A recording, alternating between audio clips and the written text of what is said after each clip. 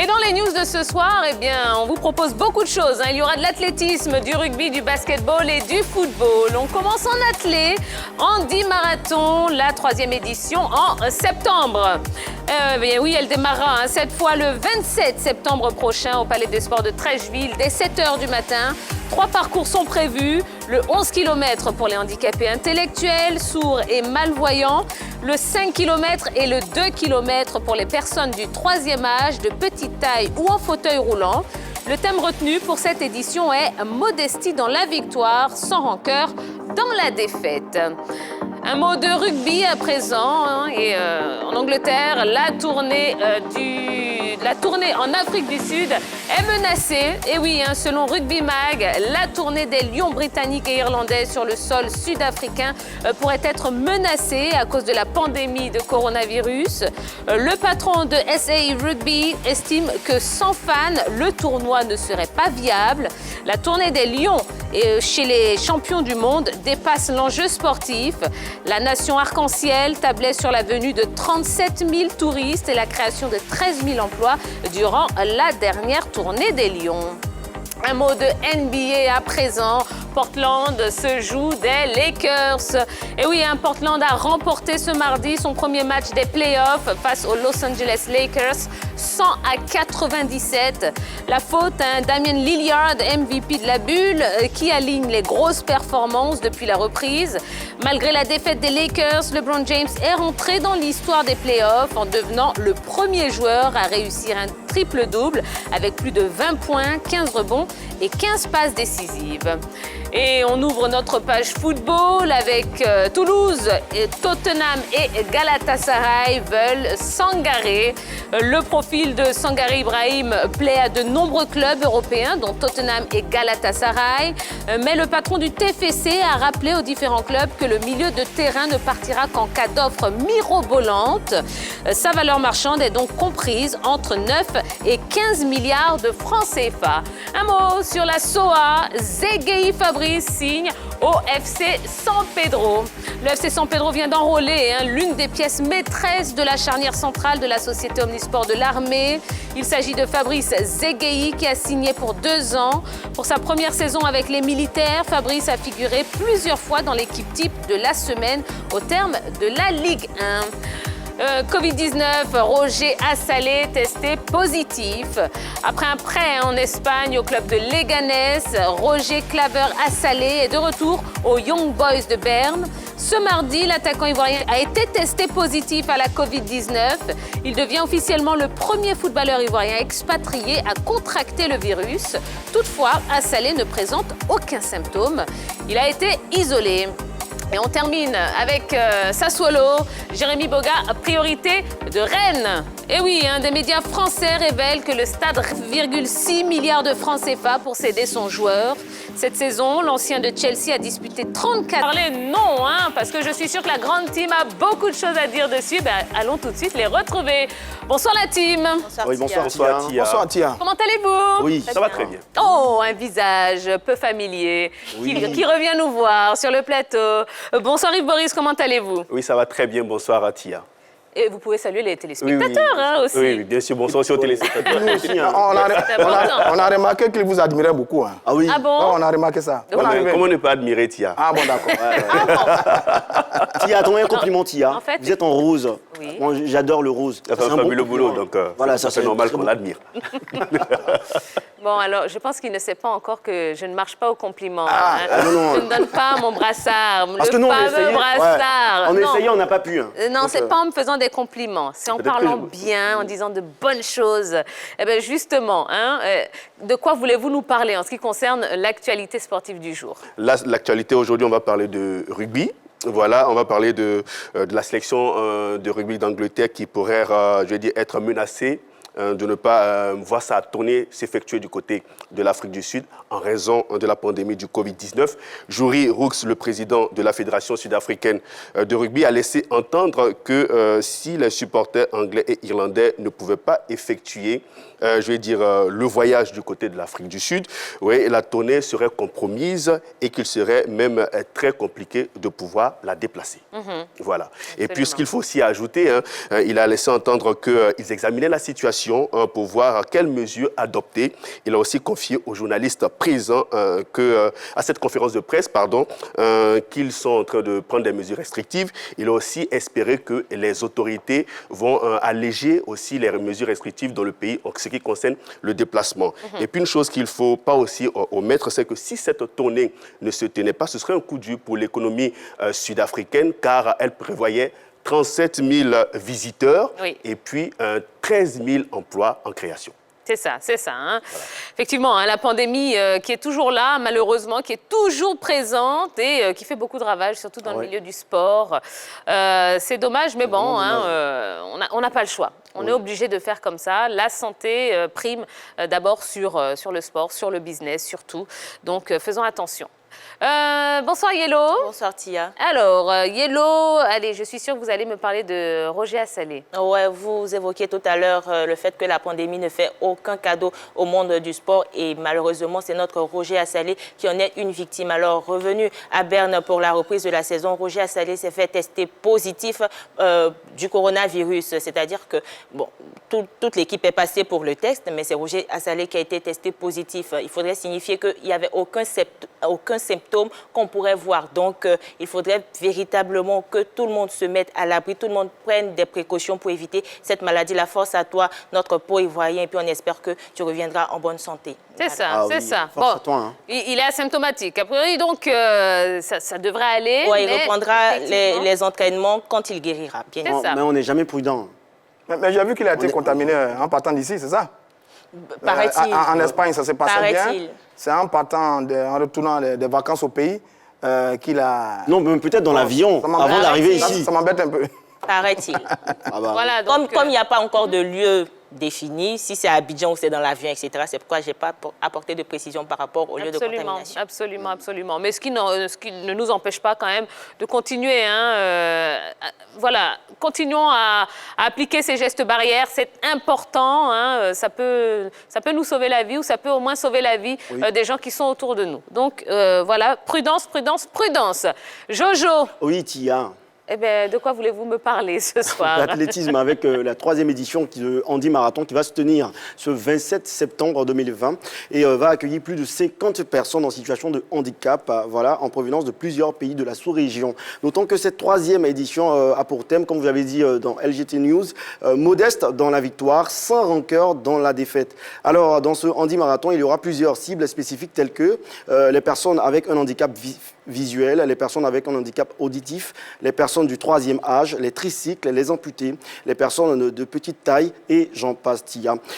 Les coureurs vont partir de plusieurs sites pour terminer finalement leur course au Palais des Sports de Trècheville et avec des parcours de 2, 5 et 11 km. Le programme donc de la journée du 27 sera vraiment fourni avec, à cet effet, un village de Handi Marathon qui sera ouvert dès 8h et un concert qui sera offert à tous les participants. N'est-ce pas merveilleux ça? Mais c'est merveilleux. Est-ce qu'on va vous y voir Mais bien sûr, je serai là, juste au concert et dans le village, parce qu'il y a beaucoup de bouffe là-bas. Ouais, bien sûr. Concert et bouffe. Ah, bien sûr. Pour la gastronomie, on est là. Hein. Pas pour le marathon. Non, je suis fatigué. Bon, ok. Juste pour la nourriture. D'accord. Il n'y a pas de souci. Non, il ne faut pas. Aucun commentaire. C'est des choix judicieux quand même. Oui, non, mais ne commentons pas. C'est notre Jojo. Ne commentons pas, s'il vous plaît. Allez, on termine avec vous, hein, Roger Stéphane. Football avec un jeune prodige du football ivoirien. Il s'agit de Sangaré Ibrahim, qui évolue en ce moment du côté de Toulouse en France. L'équipe est reléguée en 2e division. Eh bien, le jeune garçon est sur les tablettes de quelques clubs européens, notamment Tottenham en Angleterre et Galatasaray du côté de la Turquie. Eh bien, est-ce que ce garçon partira? Ses dirigeants sont formels et fermes. Il ne partira que si les clubs déboursent entre 9 et 15 milliards de francs CFA. C'est beaucoup. Ça prouve que ce garçon a de la valeur. Il a 22 ans. 1m91, 77 kg. Cette saison, il a disputé 25 matchs avec l'équipe de Toulouse. Et bien, ce jeune garçon-là, moi, je l'ai découvert à la CAN 2019, notamment le match de quart de finale face à l'équipe de l'Algérie. Il a fait un superbe match. Il est venu stabiliser le milieu de terrain des éléphants aux côtés de Franck Kessié et Sérédier. Il m'a tapé dans l'œil. Eh bien, c'était un formidable joueur. Il a fait une saison un peu mitigée à l'image de Toulouse du côté de la France. Mais là, il est tellement bon que les clubs le veulent. Et là, en ce moment, on a Tottenham en Angleterre et Galatasaray du côté de la Turquie. On espère que ce garçon en partira. L'ancien joueur du TP Koumassi, ici à Abidjan, et de l'Est Denguélé, qui est parti en France il y a quelques années et qui aujourd'hui se présente comme l'un des grands espoirs du football ivoirien. Ah oui, c'est bien. Il y a un TP Mazembe de Koumassi. Hein. Ouais, j'ai vu TP Koumassi. Ah, TP, ouais. TP Koumassi, où il a commencé jeune. Ensuite, il signe à l'Est Denguélé en 2012. Il fait, je crois, 4 ou 5 saisons à l'Est Denguélé sous les ordres du président Koné Aboulaye. Et puis après, il part du côté de l'Europe. Il a fait de superbes saisons au plan local avec cette équipe de l'Est Denguélé. Eh bien, c'est un jeune prodige. Il a 22 ans, plein d'avenir, plein d'espoir. On espère que lui sera le futur patron, l'un des futurs patrons de l'équipe des éléphants. On le compare déjà à Yaya Touré. Il est grand, il est technique, il est imposant. Il est sur les traces du grand Yaya. On espère tout simplement que dans peu de temps, il sera le nouveau Yaya Touré de l'équipe des éléphants de Côte d'Ivoire. Et il coûte cher, hein? Ah ouais, Ah, il coûte cher. 9 et 15 milliards. Pas mal. Quand même. Ah, mais c'est beaucoup, pas hein. mal. Pas mal. Je crois qu'il vaut ce prix-là quand même, oui. Ouais. Pour la qualité du joueur, je crois qu'il vaut ce prix. Ouais. C'est ça. Un très bon C'est ça. joueur. Bon, et ben en tout cas, on lui souhaite bonne chance. Hein. Là où il ira, on espère que ça va bien se passer. Et on sera là pour le suivre, évidemment. Allez, je vous le dis, hein, ce soir, on va suivre de très près cette deuxième demi-finale de Ligue des Champions entre le Bayern Munich et l'Olympique lyonnais. Ah, grosse pression hein, pour Lyon hein, face au Bayern ce soir, parce que quand même, on sait que le Bayern fait partie des équipes favoris hein, pour cette Ligue des Champions. Et Lyon n'a rien à perdre. Hein. Absolument. Lyon n'a absolument rien à perdre. L'équipe a déjà fait une superbe campagne. Sorti la Juventus, sorti Manchester City. C'est déjà de très gros matchs. Et là, on a le Bayern qui a cartonné en quart de finale face à l'équipe du Barça. En l'état actuel, c'est le gros favori de cette compétition. C'est un match classique entre un gros favori et un petit qui a envie d'écrire son histoire. Et Lyon est là. Lyon, c'est peut-être derrière le Paris Saint-Germain et derrière l'équipe de Marseille, l'un des grands clubs français en ce moment. D'accord. C'est un bon match. On va continuer. On a beaucoup de choses à vous proposer hein, dans cette émission. Eh bien, c'est l'heure de passer au focus de ce soir.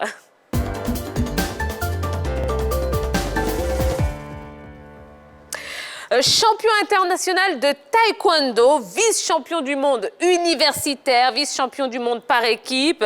Il est également le premier et unique Ivoirien médaillé d'or aux Jeux Olympiques. Vous avez bien compris, le focus de ce soir s'intéresse à Cheikh Cissé. 1 seconde et 1 point. Est-ce que c'est possible? La première médaille d'or olympique pour la Côte d'Ivoire. 19 août 2016. Cheikh Cissé Salah entre dans l'histoire. Il devient le premier athlète ivoirien à remporter une médaille d'or aux Jeux Olympiques en taekwondo chez les moins de 80 kilos. 4 ans plus tard, son exploit reste toujours vivace.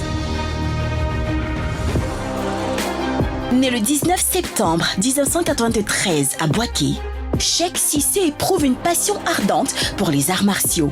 Influencé par des stars du cinéma tels que Jackie Chan, Jet Li ou Jean-Claude Van Damme, il débute par le Shotokan avant de pratiquer finalement le taekwondo. Il était à milieu d'imaginer qu'il deviendrait lui-même une grande star des arts martiaux.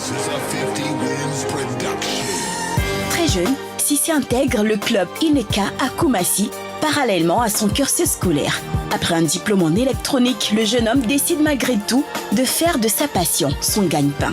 En 2013, il est médaillé d'argent à la Coupe du Monde par équipe. C'est le début d'une moisson abondante. Champion d'Afrique de taekwondo en 2014, vainqueur de l'Open international de Croatie en 2015, vainqueur des Jeux africains de Congo-Brazzaville la même année, Cheikh Cissé rafle tout. Résultat, il se qualifie pour les Jeux olympiques de 2016 à Rio, la première de sa carrière. Au Brésil, il se défait de tous ses adversaires et accède en finale. Dans un combat âpre, il bat le Britannique Lutalo Mohamed dans les dernières secondes. 32 ans après la médaille d'argent remportée par Gabriel Tiako à Atlanta, la Côte d'Ivoire tient enfin son premier médaillé d'or olympique. Qualifié pour les JO de Tokyo, désormais prévus en 2021, celui qu'on surnomme Polozo espère rééditer l'exploit.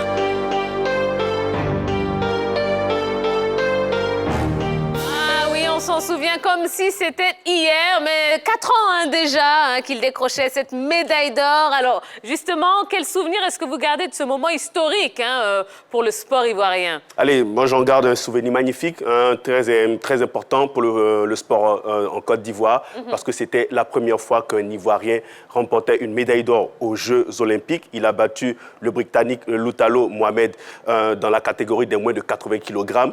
Il a fait un combat exceptionnel, il a été tenace, il est allé jusqu'au bout, il a puisé dans les tripes pour remporter cette victoire pour la Côte d'Ivoire. Et je crois que pour le sport ivoirien, c'est une victoire historique à fêter jusqu'à présent. Ah ouais. Yellow. Détermination, pugnacité, et puis il n'avait que 22 ans, donc la valeur n'attend point le nombre d'années. Voilà. Non, c'est-à-dire que quand ils le disent comme ça, c'était un grand moment historique. Je dis peut-être le meilleur moment dans l'histoire du sport en Côte d'Ivoire. Une médaille d'or olympique. Ça ne se gagne pas tous les jours. Un moment rare, unique dans l'histoire de la Côte d'Ivoire, et même rare sur le continent africain. Il était mené à quelques secondes de la fin du combat. 6-4, 6-5, dernière seconde, dernier mouvement, il touche 8-6, il est champion olympique. Exceptionnel ce qu'a réalisé Cissé Cheikh Salah. On n'y croyait pas, nous. On regardait, on dit, oh, mais merde, il va perdre. Oui, mais c'est... Ah bon, il allait... Ah, Roger, c'était pas ça, comment ça sortit? Vous vous êtes dit quoi chez vous? J'ai vu le moment. Voilà. Oui, laissez-moi vivre ce moment. Non, laissez-moi vous mettre un carton. Je prends le carton, attention à madame votre la bête. langage. Mais on s'est dit... Ah non, c'est la attention, télévision nationale ici. D'accord, vous avez raison. Monsieur, oui, que je ne vous y reprenne plus. Très bien. Laisse-moi vivre ce moment encore, il y a 4 ans. On s'est dit, mais tiens, il va perdre cette finale. On y était tous, on était concentrés. Et là, il sort un dernier geste, mais rare dans l'histoire de dernier kata, en fait. Un dernier kata, Oui, comme vous dites là. Il touche Lutalo Mohamed, le Britannique. 8-6, il est champion olympique. Il fait un tour. Le drapeau ivoirien flotte pour la première fois au sommet des Jeux olympiques. Alors, c'était un grand moment. Très... Oui, allez-y. Ah mais c'était bien, hein. Moi je me rappelle encore de tout ce qu'il a gagné, hein. Voilà, voiture, maison. Et puis j'ai dit à mon cousin, ah bon, ça s'imitait. Bon, avant, mon cousin il est allé faire, mais jamais il a gagné une compétition. Depuis il a la ceinture blanche. Donc on se demande comment Cheikh a fait, parce qu'il a un diplôme en électronique. Donc on se demande si on doit aller faire aussi une formation en électronique aussi pour pouvoir juste être fort en karaté. Merci bon, beaucoup. c'est pas grave, hein. Moi je pense à tout ce qu'il a gagné, hein. Moi je pense pas. On sait que les Ivoiriens sont déjà forts. Donc moi je n'en doute pas de son talent. D'accord, très bien. Alors justement, le fait que ce soit cette discipline qui offre la première médaille d'or aux Jeux Olympiques, donc à la Côte d'Ivoire, ça vous surprend ou pas? Allez, moi j'étais plutôt surpris de voir la Côte d'Ivoire gagner une médaille d'or, surtout par les taekwondo, parce que c'était des jeunes qui participaient à leur première compétition de ces Jeux Olympiques. Donc on se demandait plus ou moins est-ce qu'ils avaient l'expérience de cette compétition. Et on était plutôt dubitatifs, on avait un peu peur pour eux, mais on a vraiment eu tort d'avoir peur parce qu'ils nous ont démontré quelque chose d'exceptionnel en nous rapportant 2 médailles. L'or pour Cissé et puis le bronze pour Ruth Babi. Oui. Je pense que c'était la cerise sur le gâteau. Alors, je dirais oui et non. Oui, parce que la Côte d'Ivoire ne misait pas véritablement sur cette discipline. La Côte d'Ivoire ne jurait que par le foot. Donc, que cette médaille olympique vienne du taekwondo, oui, c'était une surprise. Mais non, parce qu'en cette période-là, Cissé Cheikh était triple champion en Afrique. Donc, il avait quand même des aptitudes d'un grand champion. On voyait en lui de l'espoir. On pensait qu'il allait nous rapporter cette médaille-là et il l'a rapporté. Je n'ai pas été surpris du sacre de Cissé Cheikh Salah. D'abord parce que la Côte d'Ivoire a une bonne tradition de taekwondo. En 82, on a été vice-champion du monde, je crois, avec Patrick Remarque. Et depuis, notre taekwondo a un très bon niveau. Et lui, par exemple, en 2015, il a été médaille d'or au Grand Prix de Turquie, médaille d'or au Grand Prix de Russie et médaille d'or au Grand Prix de Grande-Bretagne, 2015. Donc, les Jeux Olympiques viennent en 2016. Dès cet instant, il est prêt. Il m'a confié un jour, Stéphane, j'irai gagner ces Jeux Olympiques. J'y crois, parce que tous les adversaires là, je les ai déjà battus. Et je vais les croiser donc aux Jeux Olympiques. Je vous dis, je les battrai, je reviendrai avec la médaille. Et il a fait un tournoi mais magnifique. Il a parfaitement contrôlé la compétition. Je crois qu'il a battu Aaron Cook, si ma mémoire est bonne, en demi-finale, qu'il connaît très bien. Et puis en finale, face à Lutalo, le Britannique. Et donc c'est un grand. Avant ça, il était champion d'Afrique, vainqueur des Jeux africains. Il était prêt, notre Cissé Salah. Cheikh était prêt pour cette compétition. Et il a confirmé tout le talent, tout le potentiel qui était placé en lui. Pourtant, vous ne croyez pas jusqu'à la dernière minute. Jusqu'à la dernière minute. On parle quand même des Jeux Olympiques. Parce que les Jeux Olympiques, quand même, c'est une grande compétition avec tous les meilleurs taekwondoïnes du monde. Donc, du coup, on s'interrogeait un tout petit peu. On se demandait est-ce que Cissé pourrait aller jusqu'au bout. Mais finalement, il a réussi à le faire et on est tout heureux. Voilà. Je suis parfaitement d'accord avec vous qu'il y avait les meilleurs. Mais cette compétition, sur cette finale, il n'a pas tremblé. Hein. Et il était bien mené, c'est vrai, mais il a cru jusqu'au bout. Il préparait toujours ses mouvements jusqu'au bout. Et là, sur la dernière seconde, le dernier mouvement, il touche le Britannique. Et quand on a vu l'action du Britannique qui a attrapé sa tête, on a dit « Ah, ça y est, Cissé a gagné. Il a mis le coup qu'il fallait. Il est champion olympique. La Côte d'Ivoire est fière. La Côte d'Ivoire est un grand champion. Bravo, bravo à Cissé Cheikh Salah. En tout cas, bravo, moi, je n'ai pas été surpris, hein, parce que je sais que Cissé, il est ivoiro-japonais. Voilà, il est... Bon, Comment? il est ivoiro-japonais. C'est parce que nous Bon, savons. Il ne confie pas ça à tout le monde, même tu vois là sur tous les sites, il est ivoirien 100%, mais il est ivoirien. Vous pouvez voir sur son visage avec sa morphologie, ses yeux, des petits yeux de japonais. D'accord. Voilà, donc il a dans la tradition, il connaît, il maîtrise les arts martiaux. D'accord. Donc moi j'ai pas été surpris, il est retenu sûrement à sa culture. Voilà, il sait ce qu'il fait et c'est pendé tout ça, c'était calculé. D'accord, d'accord, d'accord. Voilà, ça, c'est une information que je vous donne. Mais Maintenant, si vous merci. voulez, vous prenez, mais après c'est à vous de voir. Hein. D'accord. Vous avez oublié le petit doigt. C'est à vous de voir. Ouais, il n'y a plus de petits C'est à doigts. vous de voyez. Alors, dernière question, hein, parce qu'on a beaucoup de choses à voir et à découvrir. Vous pensez qu'il peut récidiver l'année prochaine? Ah oui, je pense qu'il peut. Il a aujourd'hui l'expérience avec lui. Il a fait beaucoup de compétitions au plan continental et au plan international. Aujourd'hui, Cissé Cheikh Salah est est une figure importante dans le taekwondo dans le monde. Donc, je crois que le garçon a toutes les aptitudes nécessaires pour aller remporter encore une autre médaille d'or pour la Côte d'Ivoire. C'est possible. Il va rencontrer les mêmes adversaires qu'il connaît déjà. Il a parlé d'Aaron Konk, il a parlé de Lutalo Mohamed et puis de Tahir Guelek, l'Allemand. Il va retrouver les mêmes. Maintenant, la question, c'est dans quelles conditions est-ce qu'il s'est préparé réellement par rapport à cette compétition qui vient. Mais aujourd'hui, il fait office des favoris parce qu'il a le statut de champion olympique. Oui. Il fait partie des meilleurs au monde et donc il ira en confiance et on espère qu'il va réussir encore une grande compétition parce que sur ce qu'il nous a montré en 2016 à ces Jeux olympiques, ça a été une grosse fierté. C'est peut-être, comme je l'ai dit, l'un des grands moments de l'histoire du sport en Côte d'Ivoire et c'est signé Cissé Cheikh Salah. Eh bien voilà, on vous propose le premier but de la rencontre, signé le Bayern Munich. Regardez! Allez, ballon dans la moitié de terrain de l'équipe lyonnaise. Récupération Gnabry. Gnabry qui va attaquer la surface de réparation. Frappe en volet pied gauche. Plein du canne. Ouverture du score pour l'Ivoiro-Allemand. Là, au thème d'une superbe action. On la revoit encore. Contrôle de balle. Il part tout seul. Une action individuelle. Contrôle du pied. Dribble pied gauche. Frappe lointaine. En pleine surface en jeu. À l'entrée de la surface de réparation. C'est du grand Gnabry.